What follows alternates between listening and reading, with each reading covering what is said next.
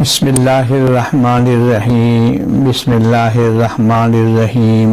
حضرات محترم، میری بہنوں، میری بیٹیوں، بار بار ہم اس بات کا ذکر کر رہے ہیں، یہ وبا جو ہر طرف پھیل گئی ہے اور پھر متعدی امراض میں ہے، حضرت صلی اللہ علیہ وسلم نے بھی احتیاطات کے بارے میں بھی ہمیں ارشاد فرمایا ہے۔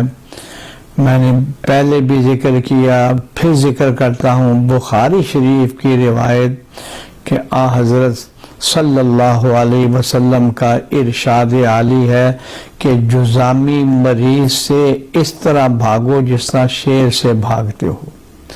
ساری زندگی جناب رسول اللہ صلی اللہ علیہ وسلم نے صحابہ کرام کو تعلیم دی اس بات کی کہ ساری کائنات مل کر اگر کوئی نفع پہنچانا چاہے اور خدا کو منظور نہ ہو تو وہ نفع کبھی نہیں پہنچے گا۔ ساری دنیا مل کر اگر نقصان پہنچانا چاہے اور رب العالمین کو منظور نہ ہو تو وہ کبھی نقصان نہیں پہنچے گا۔ لیکن اس کے باوجود احتیاطی تدابیر کا ہمیں حکم بھی ہے، سنت بھی ہے، اور جناب رسول اللہ صلی اللہ علیہ وسلم کا ارشادات عالی۔ آج ہم گھروں میں بیٹھے ہیں، فرصت کے لمحات ہیں، میری آپ تمام حضرات سے درخواست ہے، یہ کورونا رحمت بن جائے گا۔ اگر ہم اللہ کی طرف متوجہ ہوئے تو انشاءاللہ العزیز اس سے بھی اللہ ہمیں نجات عطا فرمائیں گے، اور ہمارے دلوں کے اندر صحیح معنی میں فکر آخرت بھی پیدا ہو جائے گی۔ وہ موت کے جس سے انسان گھبرا رہا ہے، فکر کر رہا ہے، رب کعبہ کی قسم حضور صلی اللہ علیہ وسلم فرماتے ہیں مومن کا بہترین گفٹ اور تحفہ جو ہے یہ موت ہے۔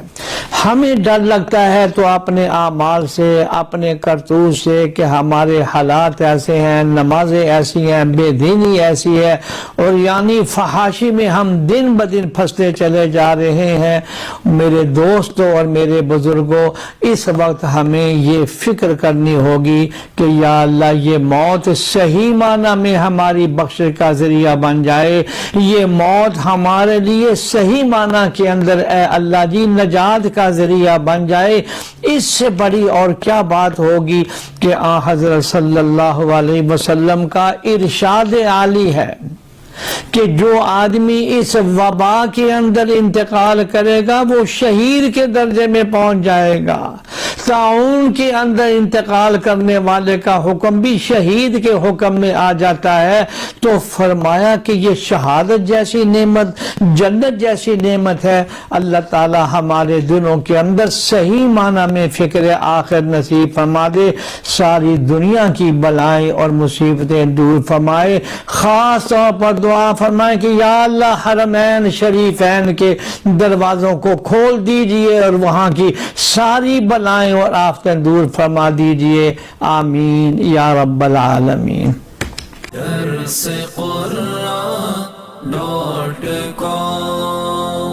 www.darsequran.com